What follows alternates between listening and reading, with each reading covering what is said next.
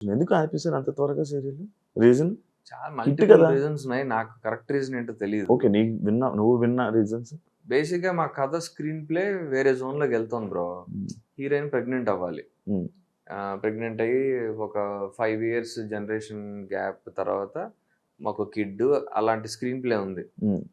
ఆ screen ప్లేకి heroine ఒప్పుకోలే. హుహు. So వాళ్ళు మరేంటి కథ మారుద్దాం వద్దా అన్న థాట్ ప్రాసెస్‌లో చాలా కాలం 2, 3 స్క్రీన్ ప్లేలు ట్రై చేశారు. హుహు. బట్ వాళ్ళకి నచ్చలేదు. వాళ్ళకి ఇది ఇది అంటే యాక్చువల్లీ బాగుంది. ఈ స్క్రీన్ ప్లేనే. ఇది ఏంటంటే అంటే కొంచెం మూవీస్ ఇన్‌స్పైర్డ్ గానీ హ్మ్. హ్మ్. బేసిక్ ఏంటంటే నేను రౌడీ.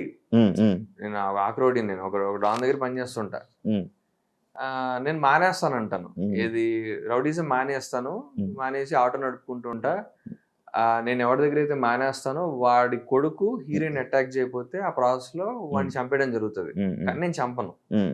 హీరో చంపడు. వాడు హ్మ్. కొట్టేసి వెళ్ళిపోతాడు. ఇంకోడెవడో చంపుతాడు. కానీ ఆ నేరం ఈడి మీద పడతది. హ్మ్. హీరోయిన్ ఆ టైంలో ప్రెగ్నెంట్ ఉంటది. హ్మ్. "నువ్వు ఇంక మారవు. ఇలా ఉంటే నా కొడుక్కి నీ బుద్ధులే వస్తాయి. ఆర్ నా పిల్లకి ఎవరైతే" అన్నట్టు తను వీడిని వదిలేసి వెళ్ళిపోద్ది. జైలుకెళ్తాడు. హ్మ్. ఒక 5 ఇయర్స్ గ్యాప్. 5 ఇయర్స్‌గా బయటకొచ్చాక 'డాడీ' సినిమాలో చిరంజీవి ఒక ఆ! పాపని ఆ! కలుస్తాడు. ఆ! తెలియగా అన్న. అవునవును. ఆ టైప్‌లో వీడు కలుస్తాడు. ఆ! కలిసే తెలుస్తది వీడి కూతురేనని. ఆ! ఆ! వాడు దగ్గర ఇవ్వడానికి ట్రై చేస్తుంటాడు. ఈ ఆ! అమ్మాయేమో కట్ చేయడానికి ట్రై చేస్తుంటది సిమ్రాన్ లాగా. ఆ! ఆ! అది స్క్రీన్ ప్లే. ఆ! ఆ!